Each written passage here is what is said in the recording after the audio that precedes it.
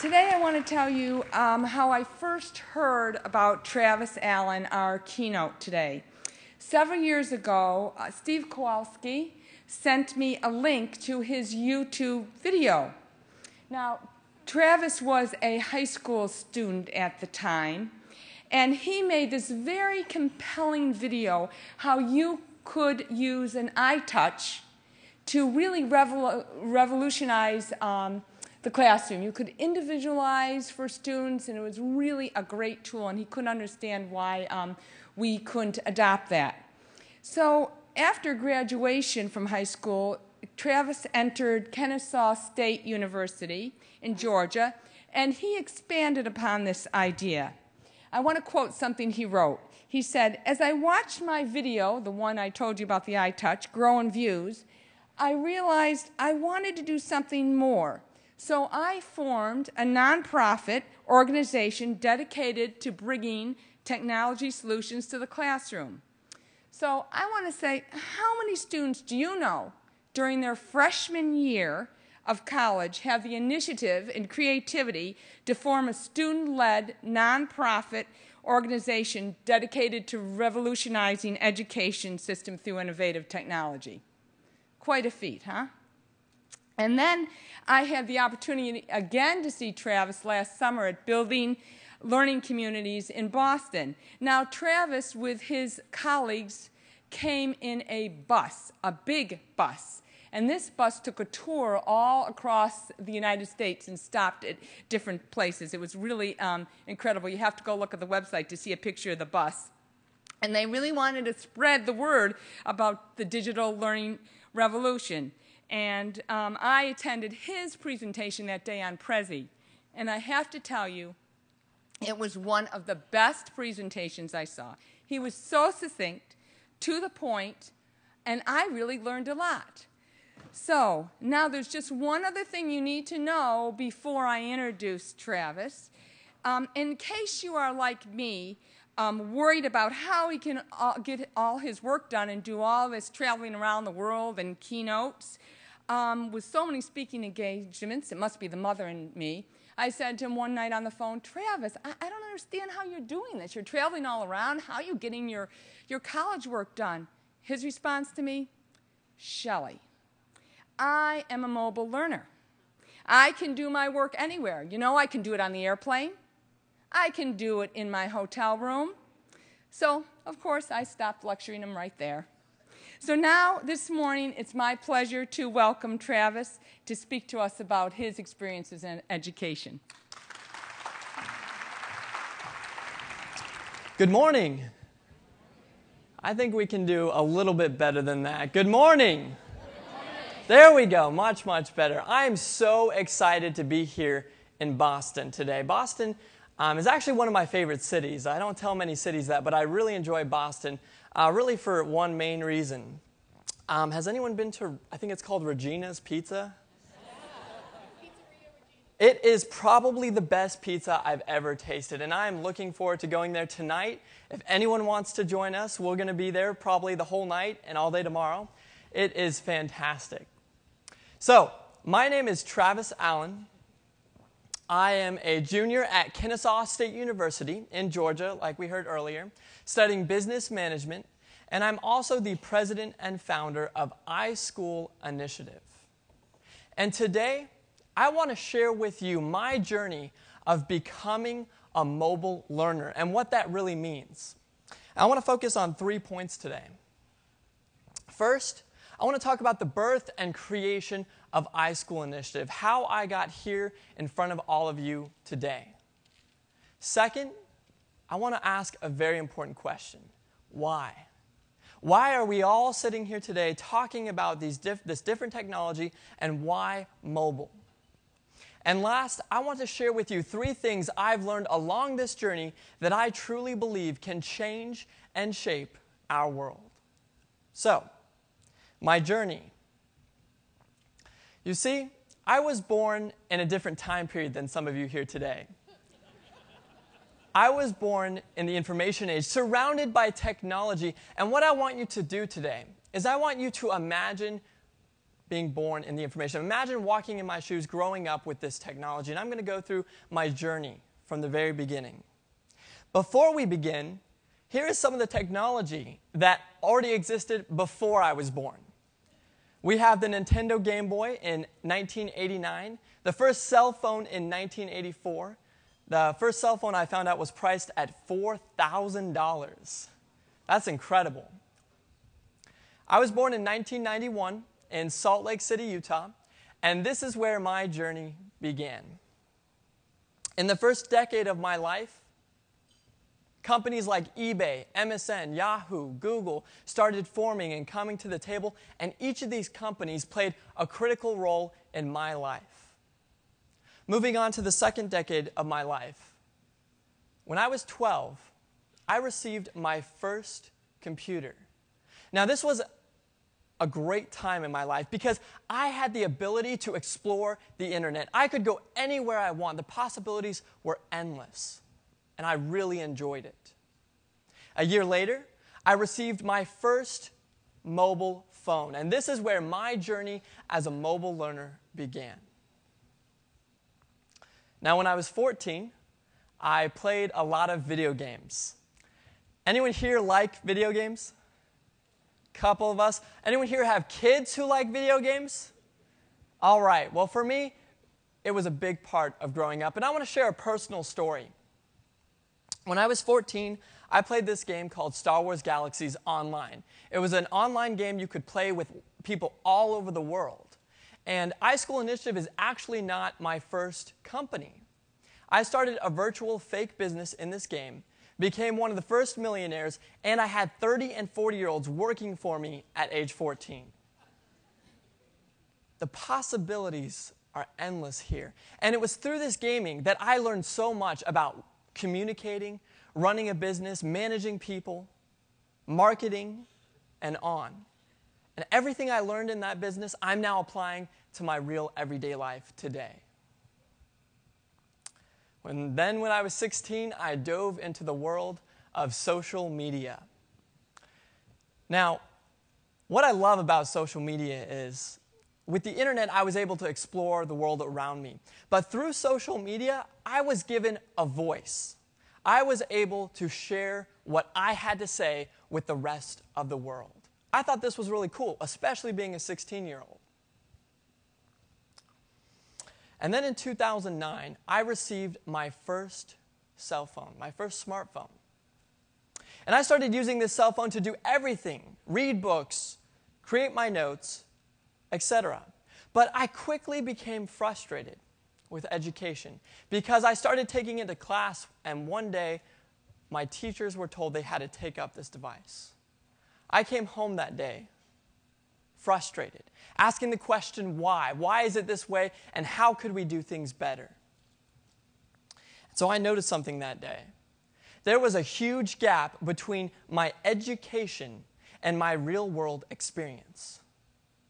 And I want to walk through what I felt my education was in 2009, growing up in the public education system. We started to see computer labs, word processing being put in schools, a little bit of the internet, and really no cell phones or mobile devices. And my team and I have created a list of grievances we've experienced growing up in the public education system. And I want to share just a few of those points with you. Students and learners cram and memorize for a test and then forget it all the next day. Buy outdated textbooks and never open them. Are expected to learn to survive in the real world without even experiencing the real world. Schools are bound to four walls and a desk, are killing creativity, from Sir Ken Robinson. And last, our current education system is built on an outdated and antiquated model, fails to account for the different learning styles of today's digital natives, and fails to embrace technology, mobile communications, and new innovative ways of teaching. Now, keep in mind, this was in 2009 in Georgia, and we've come a long way since then. It's thanks to conferences like this and teachers and school administrators like yourselves that we're able to create a better tomorrow, a better education for the students going through the system now. And I want to play a video from the documentary Waiting for Superman that shows where we ranked in 2009 compared to the rest of the world. Since the 1970s, U.S. schools have failed to keep pace with the rest of the world. Among 30 developed countries, we rank 25th in math and 21st in science. The top 5% of our students, our very best, rank 23rd out of 29 developed countries. In almost every category, we've fallen behind, except one. The same study looked at math skills and found in these 8 countries, the USA ranked last. But when researchers asked the students how they felt they had done, did I get good marks in mathematics? Kids from the USA ranked number 1 in confidence.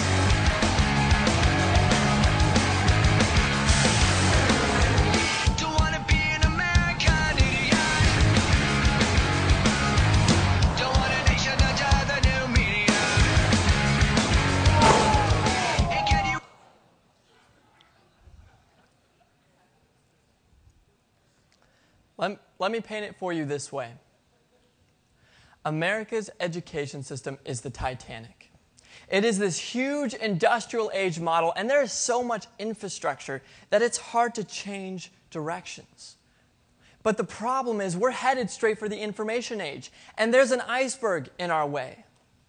That iceberg represents the challenges each and every one of us face to get to that information age. The problem are not the students, are not the teachers. The problem lies within ignorance, people not aware of the need for change, a lot of fear of that change, and red tape that slows progression down. Now, this is where my education was, but my real world looks something like this. The idea of computers, internet, and cell phones merging into one. And to me, this is what mobile learning is all about. And so in 2009, I came home one day when I had to call my parents. They had to drive down, talk to the principal, and pick up my cell phone when I was trying to use it in math class one day. That day, I decided to create a YouTube video showing how one-to-one mobile learning could transform education for the better. It took me 4 months straight to build this video and put it out there. But I felt it was a message that needed to be shared, and I felt that I, as a young person, had the ability to share it through social media and use tools like YouTube. Now, I want to play a minute of that video to show you what it was all about. My name is Travis Allen. I'm a 17-year-old high school student at Whitewater High in Fayetteville, Georgia. I believe I have a solution to America's education problem, and I need your help. My high school is experiencing massive budget cuts, teachers are being let go, and classroom sizes are getting larger. Our public education system is broken, and it needs to be changed. I hope you will take a moment to watch this short PowerPoint presentation I have put together that answers the question, does technology belong in our classroom? You decide. Let me introduce you to the future of American education, the iSchool. The iSchool will be built on Apple's popular iTouch platform. The iTouch is a revolutionary handheld device that is capturing the imagination of people worldwide. With its easy-to-use touchscreen interface, it has set the standard for music, video, and third-party applications. With the right plan, this simple device could change the face of public education. The idea is simple. Imagine a schoolroom with no books, no paper, no expensive copy machine, and no more number 2 pencils. Impossible, you say? I'll go ahead and stop it there, but this video was put out there about 3.5 years ago, and it's already outdated. This was before tablets even existed. And then with the release of the first iPad and many other tablets since then, the industry is growing at a rapid pace. I now take my mobile device and only my mobile device to all of my college courses. I do not own books, paper, printers, anything. I'm completely digital, and that's what we focus on. And so after watching this video spread across the world, and I started receiving emails from Australia and from Asia and other places, I decided to form the iSchool initiative. As it was mentioned earlier, a completely student-led nonprofit dedicated to reforming and revolutionizing education through innovative technology. Our mission is to motivate and inspire students to become lifelong learners.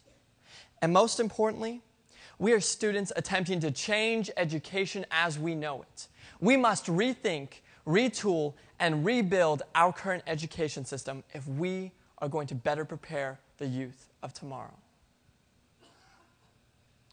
So I want to expand on where this has taken us as I go through my journey. What started as a simple idea as a 17-year-old has now turned into a movement.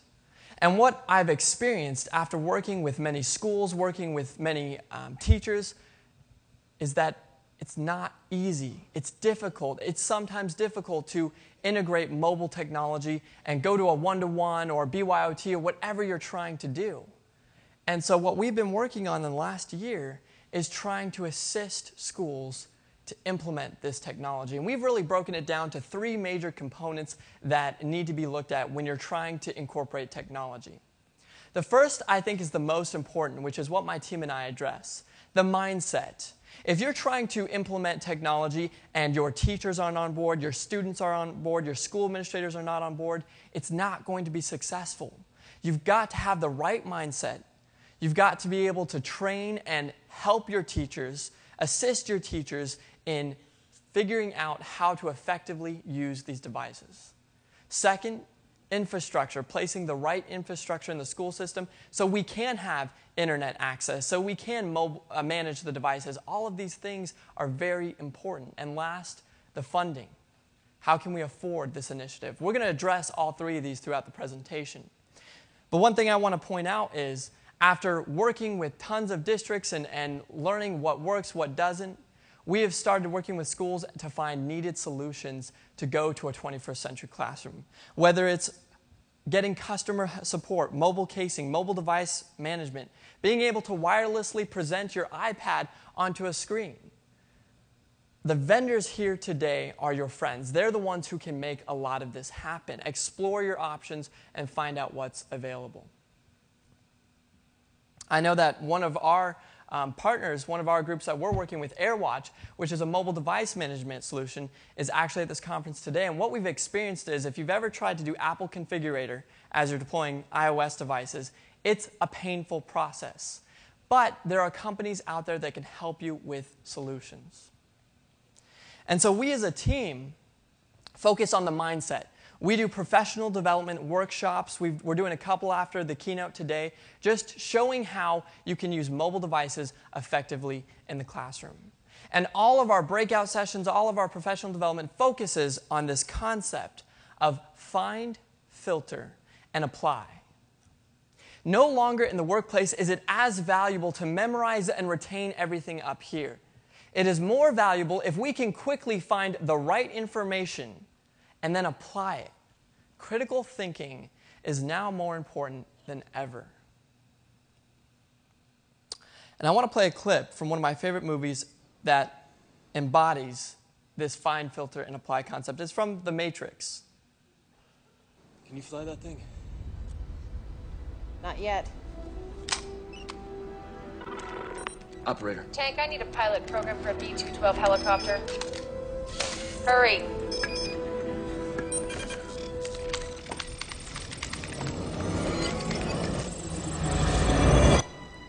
Let's go.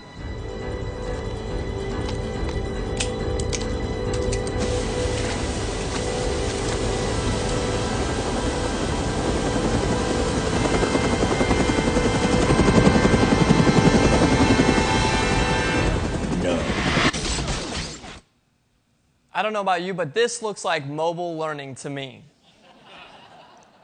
Maybe we're not quite there yet. So again, this is what my team and I have been working towards, that all started from this power of an idea. And I just want to point out that what I love about technology. First of all, it's just a tool. And I think we all know that it's just a tool. It's how we use it that really matters. And I think that youth today have more power than any generation before them. And they don't know it. They don't know what they can do out there. They don't know what they can accomplish. We were able to create a movement with no startup money, no money, all through the internet and social media. It's powerful. It's extremely powerful. Now, this idea has gone from just an idea to a reality in hundreds of schools. And one thing I just want to mention real quick, in the last year and a half, my team and I have traveled all over the U.S., presenting to a little over 50,000 people at conferences like this and schools. We've been helping deploy 2 of the districts deploying right now, both Clark County, Nevada, and Beaufort County in South Carolina, both deploying 7,000 to 8,000 iPads. This is what we do. We help the schools figure the best ways to deploy these devices from a youth perspective, and also providing the resources that we've found along the way. One school in particular was actually the first school we ever worked with, Kearns High in Utah.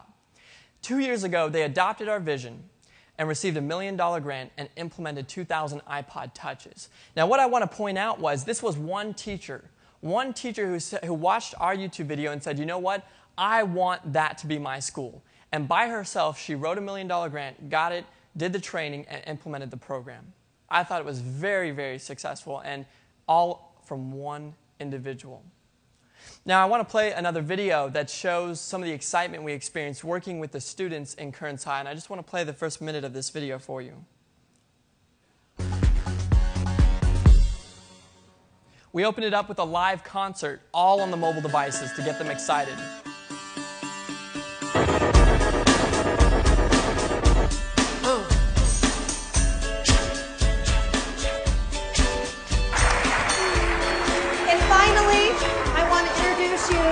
People who brought the idea, even the idea of having iPod Touches in the classroom to you, and that's Travis Allen and the iSchool team.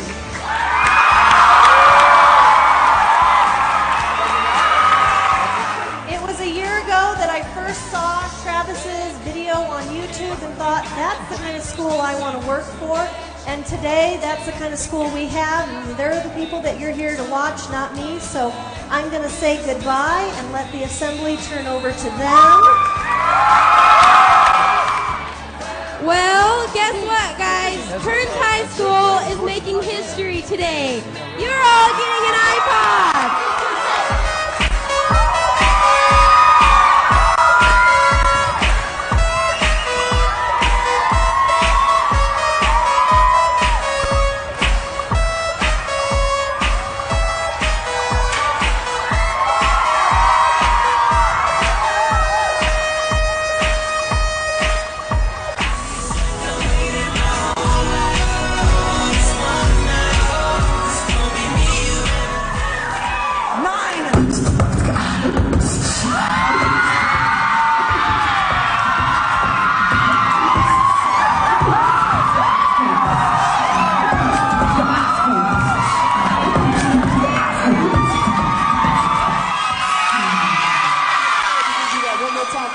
Can I hear some noise? Travis Allen, everybody. I'll go ahead and stop it there, but those students were excited. Excited to learn above all else. And you know, before our presentation, they thought, I can't believe the school is giving me an MP3/Facebook/Angry Birds device. And it wasn't until after our presentation that they got it. They saw why mobile learning and how it would transform their education. One thing I wanted to point out that I thought was really smart on their part is they created a program called iCougars. This was a student program where the students assisted and led the deployment and a lot of the training. So they got the students involved. These were the tech leaders of the school. So these student tech leaders would help other students, would be the ones tracking devices and just working with the different students. I find that very effective. It's empowering the students to teach. It's empowering them, giving them opportunities. And also they're very familiar with a lot of this technology. And you can help you. They can assist you in developing the program rather than just developing the program for them. I thought it was really, really cool. So moving on with my timeline, I want to jump into 2011. About a year and a half ago, I entered into a Google Young Minds competition hosted by Google. And you submit a 1-minute YouTube video if you're between the ages of 18 and 24, showing how you're changing the world. I had the privilege of being selected as one of the winners and attended Google's Zeitgeist conference. Now, at this conference, I was able to share my message and talk with people like Larry Page, the CEO of Google, Sir Richard Branson from Virgin Mobile, Mark Cuban, Chelsea Clinton, Huffington Post, and many, many other individuals. But one of the most amazing individuals I met was actually Peter on the top left over there. He is the creator and founder of Angry Birds. And the reason I really enjoyed meeting him was I felt that he had a really cool message. When we were talking, he told me that, most people think Angry Birds was this overnight success, that he became a millionaire like that. But he paints a completely different picture. He told me that Angry Birds was the 58th game he ever developed. 58th. That means he failed 57 times before he finally found something successful. And I think this is just a great message of the importance of not giving up, of pursuing your dreams, of going after something even though failure might stand in your way, but don't let it hold you back. Don't let it slow you down. So I really, really enjoyed talking with Peter. Now, just a few weeks ago, I was invited to the White House to attend the Education Data Palooza. And I want to share some of the things I found here when I met with the Department of Education, and Arnie Duncan was there, and a lot of other individuals. And I really enjoyed hearing where the Department of Education was headed. Here's some of the things they talked about that's also been talked about in some other places now. Over 2,500 schools are deploying iPads alone right now. That's just the iPads, not all the other tablets as well. That's a lot of schools already for the first 2 years of this device being out.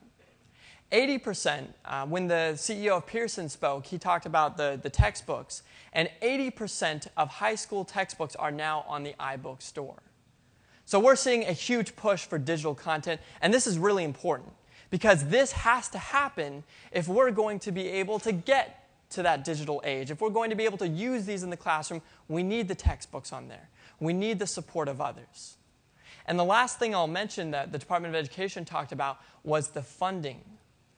There are so many funding opportunities right now with Race to the Top and many others, grants. Right now, in January, they're releasing, I believe, $500 million in grants to different schools that have applied. And the grant is going to personalize learning. So you have to show how you're going to personalize and make the learning experience individual, and then you can apply for this grant. This is only one of a lot of funding going out there, so I highly encourage you, if you want to seek out how to afford this initiative, there's a lot of grants going out there right now for this type of work. Also, in the last year or so, my team has been able to reach a global audience. We traveled to Tanzania in Africa and Barcelona, Spain as well. And I want to share a quick experience I had in Tanzania. It wasn't at all what I expected. Here I was where they didn't have running water or electricity, but they all had cell phones. Not only did they all have a cell phone, but I was on a safari 10 feet away from a giraffe. I pull up my iPhone to take a picture, and I have full 3G coverage on my phone.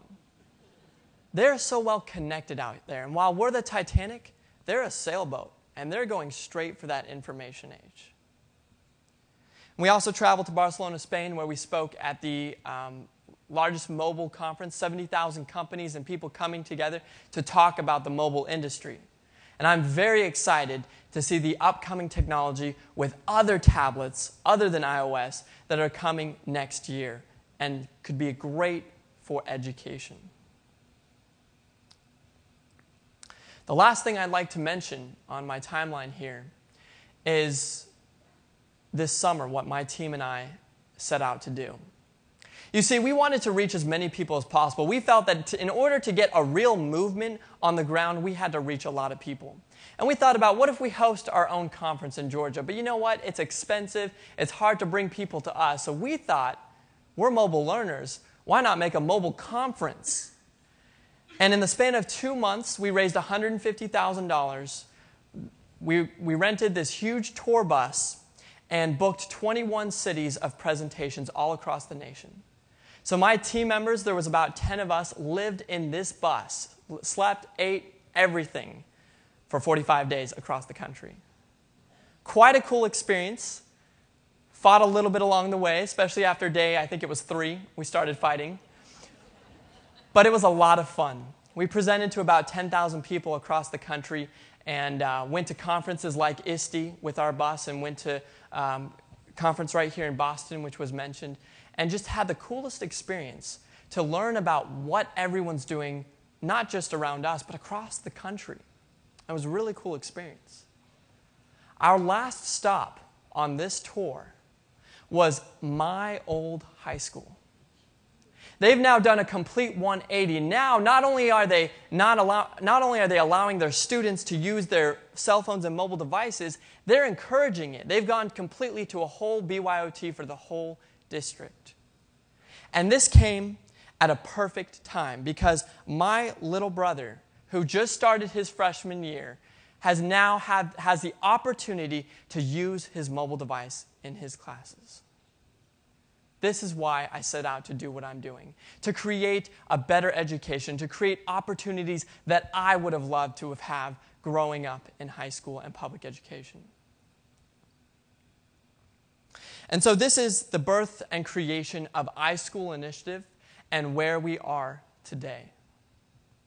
Now I want to switch gears here and go to the question, why? Why mobile? Why now? And I'm just going to talk about a few key things that really personally affected me as a mobile learner. The first one, I think, is something we tend to overlook, and that's being organized. In high school, I was that student who had the big wad of paper crammed in my backpack, and I always missed my assignments. I never stayed on top of anything. I was a mess. I was not the best high school student, I'll tell you that right now. But when I went digital, I was able to completely organize my life.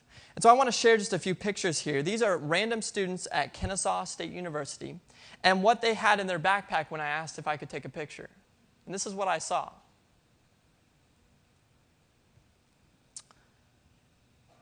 But again, I take only my tablet. 1.3 pounds, that's all I take to all my classes. It's amazing at what this does.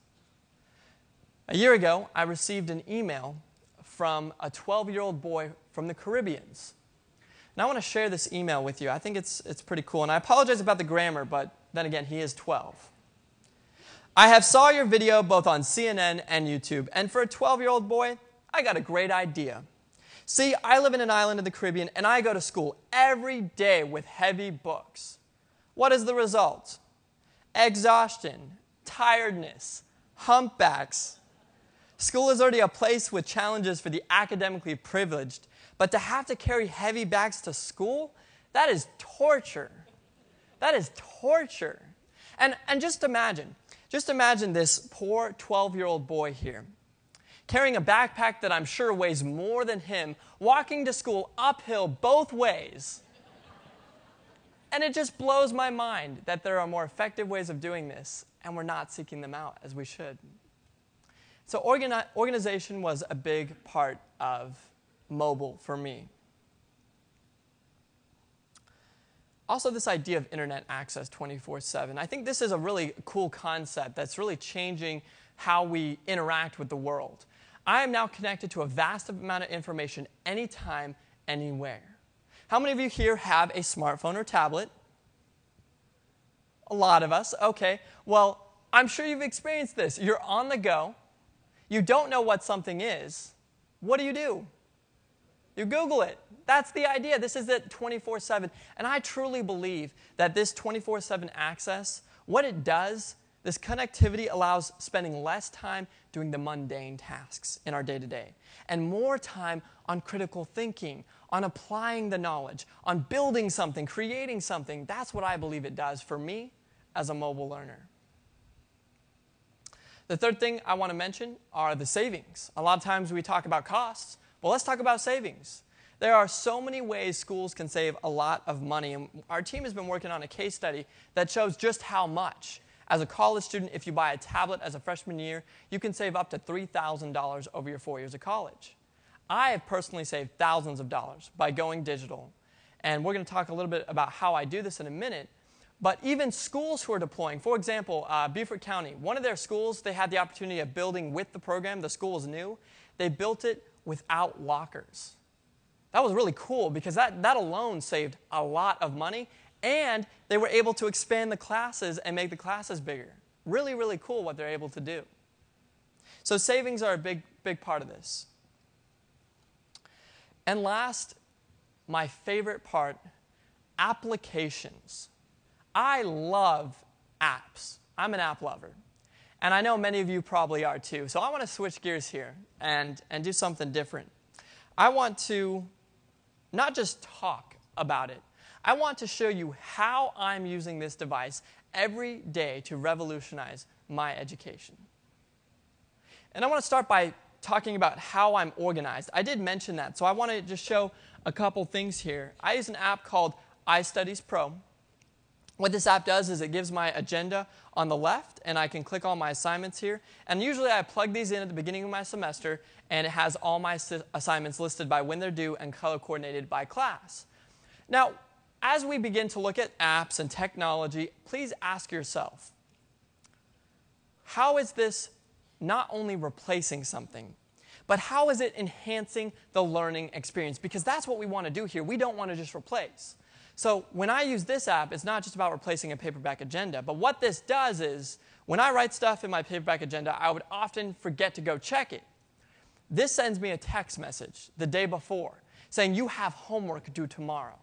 And it has saved me countless times to make sure I get all my deadlines taken care of. So I just wanted to mention this one as how I stay organized. A lot of people ask me how I take notes. And I want to share a couple ways I do this. The traditional college student takes notes with pen and paper, and they write bullet points often or something of that form. And to me, it was just not very effective. How do you take bullet points and then study them? It was difficult, and I didn't understand it. So what app I'm going to show you is a flashcard building app called Cranberry. And I'd like to mention that at the end of the presentation, I'll show you a link where you can access all the apps I show, plus a lot more, and a couple resources you can use at the end of the presentation. I see a lot of people writing the names down. So this is Cranberry. This is what I do. When I'm in class, I build flashcards as the lecture's going. So let me just show you what I mean here. I've got Business Law 3, for example. I've got all my notes here. I can flip to the back quickly. I built these in question format while I was in class. All I do is click the plus button here. It gives me the front, so it's business law. We'll put, what is larceny? And then on the back, I can just do this.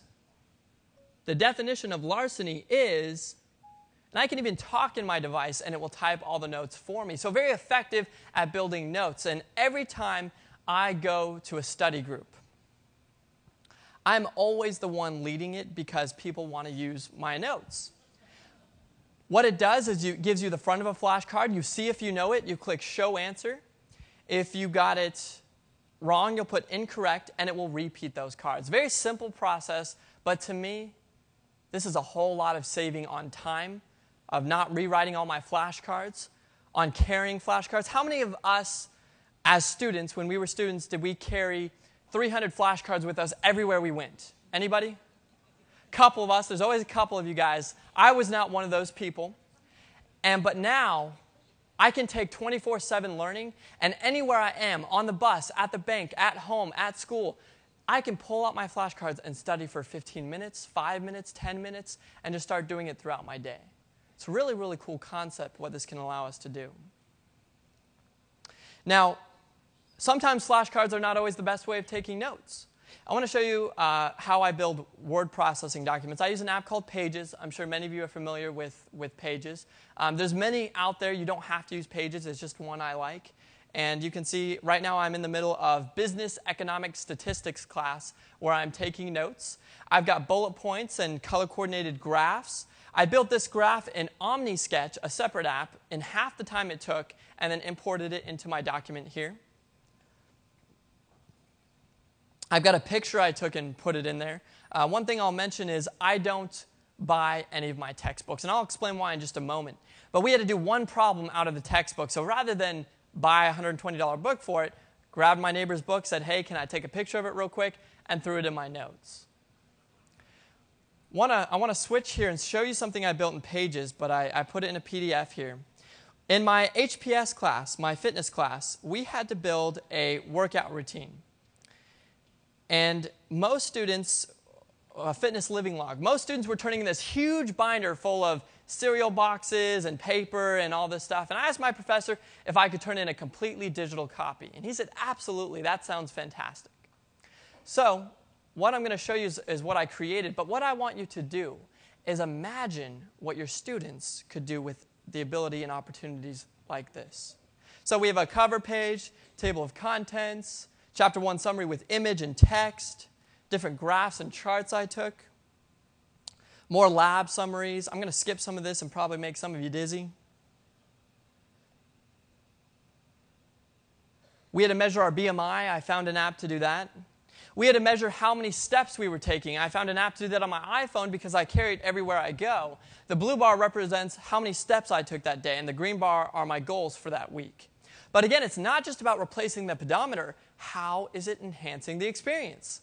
And so with this app, not only did it tell me my steps, but it showed me a Google map of everywhere I've been that day. That's really cool, because then I can take that to my teacher and say, I ran around my neighborhood 4 times, then I ran to Starbucks, and then I ran to McDonald's, which was counterproductive, but then I went here.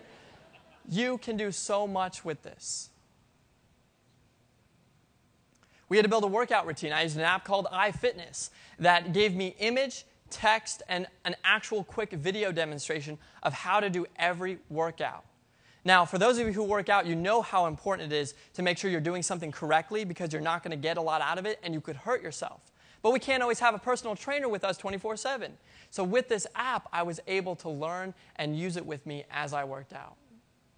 And last, we had to measure how many calories we were intaking. I used an app called MealSnap, and with this app, all you do is take a picture of a food item, and based on that picture, it analyzes it, tells you the name of the item, and how many calories it is. So on the left, we have an apple pastry at 250 calories. In the middle, I took a picture of this, and I kid you not, it said, this is a strawberry milkshake with whipped cream, and it is 275 calories. Now, you're probably wondering the same thing I was wondering. How does this work? How is this possible? And I think I figured it out. This is my imagination going here, but this is what I picture. There's a small room with 100 computers and 100 people just sitting there waiting for people to put in these pictures. It's got to be the only way. So this is what I turned into my class. And my professor enjoyed it so much, he had me share it with the rest of the class as well. How are we doing on time? 5 minutes? Cool. So I could share apps probably for the next 3 hours and do this, but sadly to time, I'm just going to share maybe two more of some fun ones, some ones I really enjoy. I'm not musically talented at all, but does anyone here play an instrument? Couple of us? Okay. Well, this is GarageBand. You may have seen it before, but to me, this was just so cool because I could be anywhere and be playing a drum set. In fact, I was on the airplane with my headphones and I was making music. I mean, how many people can do that? And so I've never been able to play drums on a real set, but through playing this, oops.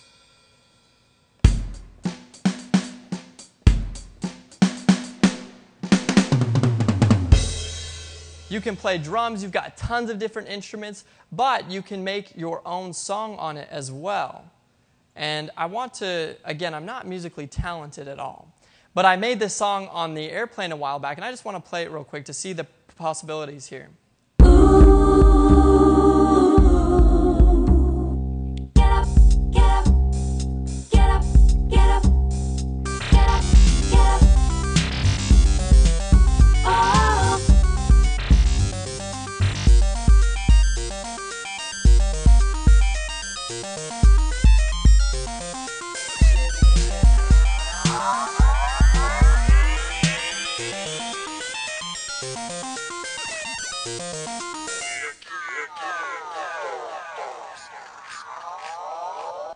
You guys get the idea. So just to tell you a quick story, I'll make it quick. I was that kid when I was 13 that told my parents I wanted an electric guitar for Christmas. They bought it for me. They finally bought it for me one year, and I kid you not, 3 weeks later it was sitting in a storage closet. And so what I found through this was that I didn't like guitar, but I loved drums. And everything I learned to play on the iPad, I now went to a real drum set, and I was able to play the same thing. That's what it's about, the application piece. And I love apps that help me create content, not just absorb content, but what is going to help me actually create something. And that's why I really like GarageBand. Now, I wanted to talk about textbooks, and I'm going to show you an app that's kind of like a textbook. It's called The Elements. This is a periodic table that completely comes to life, and you can go anywhere you want with it. And I'm going to open it up with a song.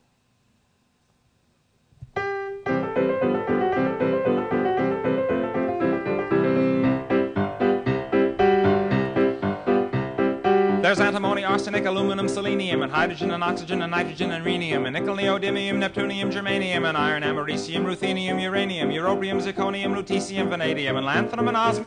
I will spare you. It's very, very long.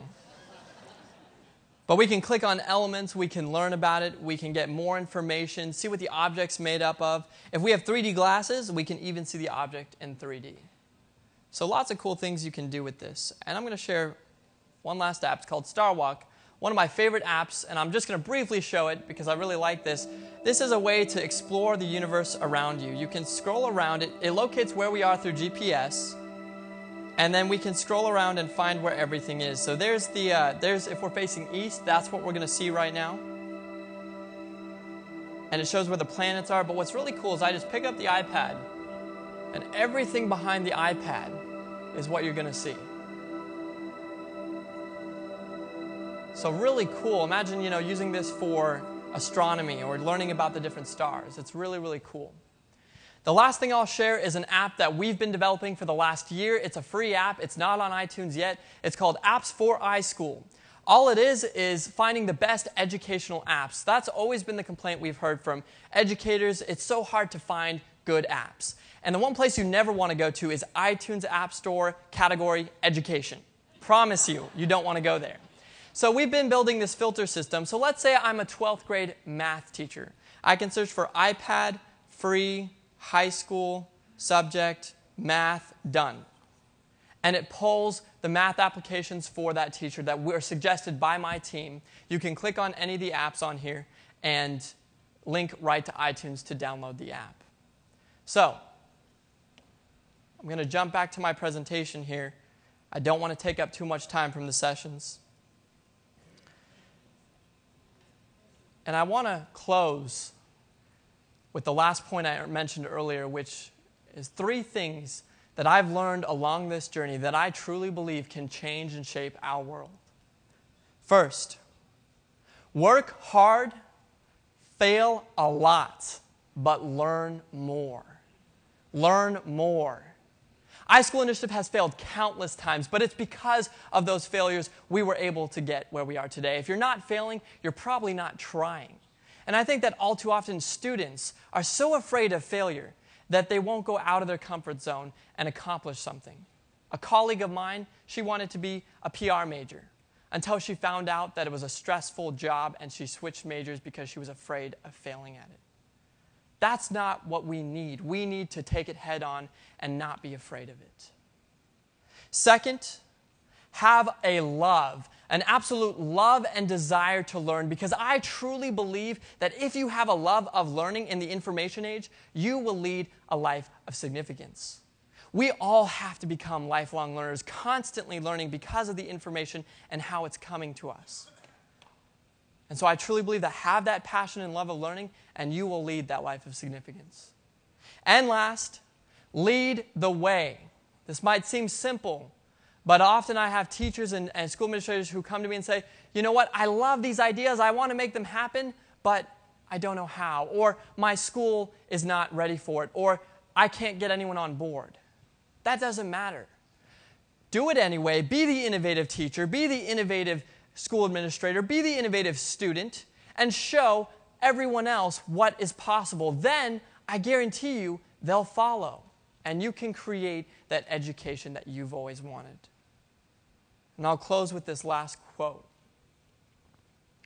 When your passion and your purpose are greater than your fears and excuses, you will find a way. Thank you so much for your time.